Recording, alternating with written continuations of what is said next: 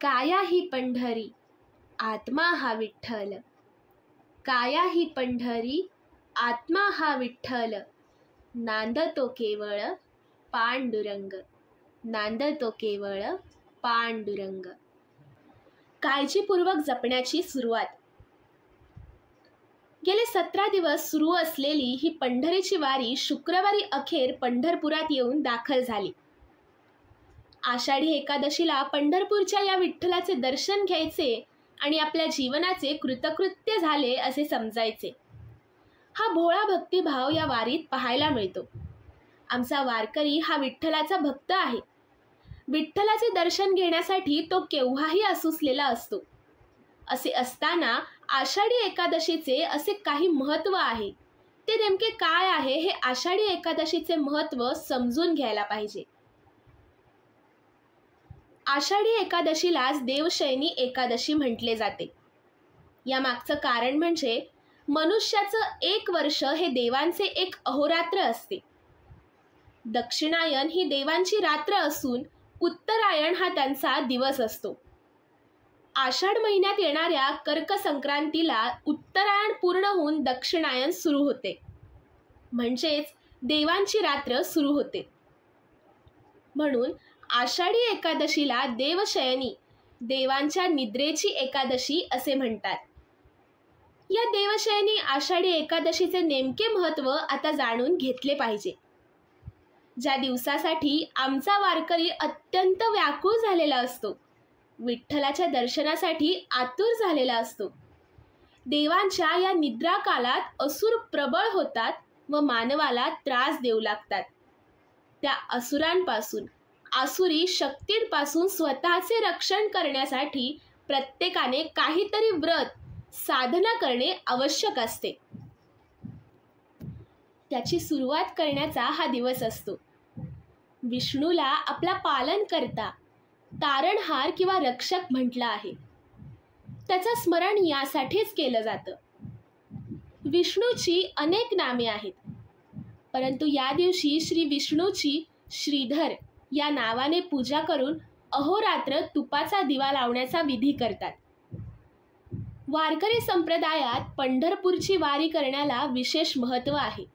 ज्यांना वेळेअभावी किंवा प्रकृती वयोमानानुसार चालत वारी करता येत नाही, ते लोक वाहनाने का होईना पंढरपूरला जाऊन विठोबाचं दर्शन घेतात. हा दिवस महाराष्ट्रात अत्यंत महत्त्वाचा मानण्यात येतो. महाराष्ट्राच्या कानाकोपऱ्यातून ठिकठिकाणाहून लाखो भाविक लोक विठ्ठल नामाचा गजर करत पंढरपुरास पायी चालत येतात. चंद्रभागेत स्नान करून विठ्ठलाचं दर्शन घेतात.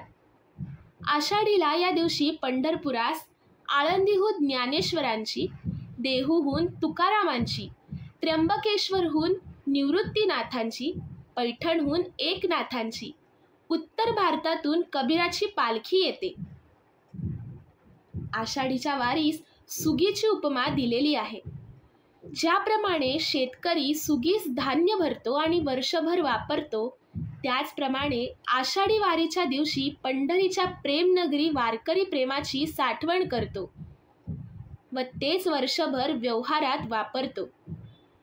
पुराणातील एका कथेनुसार मृदुमान्य नावाच्या राक्षसाला भगवान शंकराची आराधना करून तुला कोणाकडूनही मृत्यू येणार नाही, फक्त एका स्त्रीच्या हातून मृत्यू येईल असा वर मिळतो.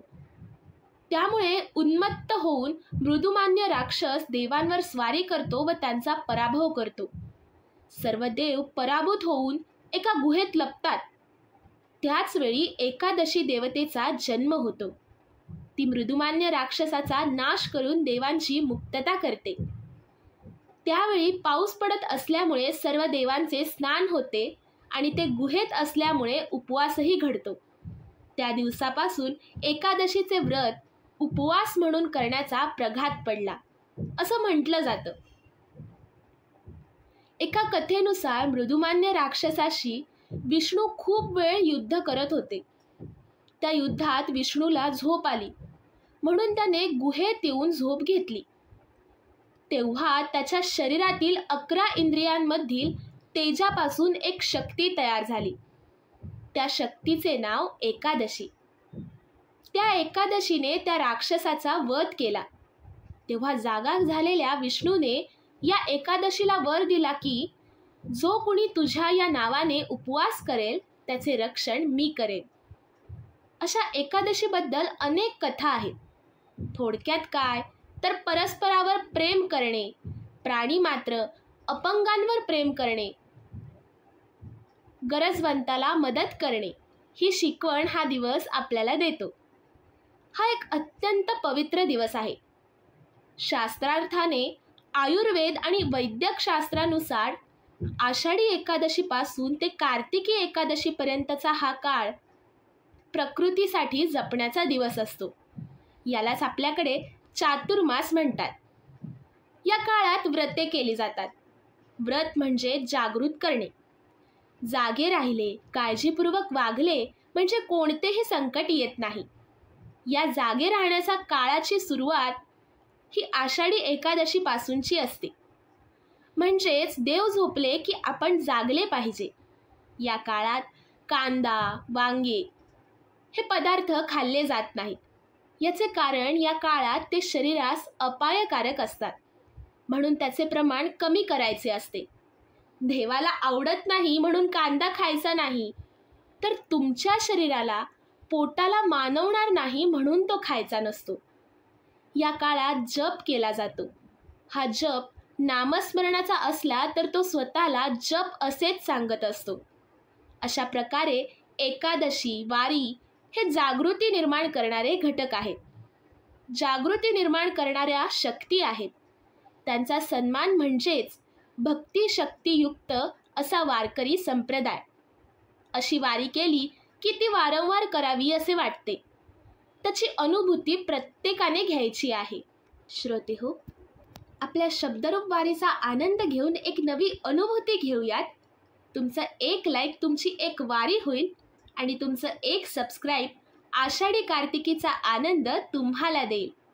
तर श्रोतेहो, भेटूयात उद्याच्या भागात. हेची दान देगा देवा तुझा विसर न व्हावा. हेची दान देगा देवा तुझा विसर न व्हावा. गुण गायीन आवडी हेची माझी सर्व जोडी. गुण गायीन आवडी हेची माझी सर्व जोडी.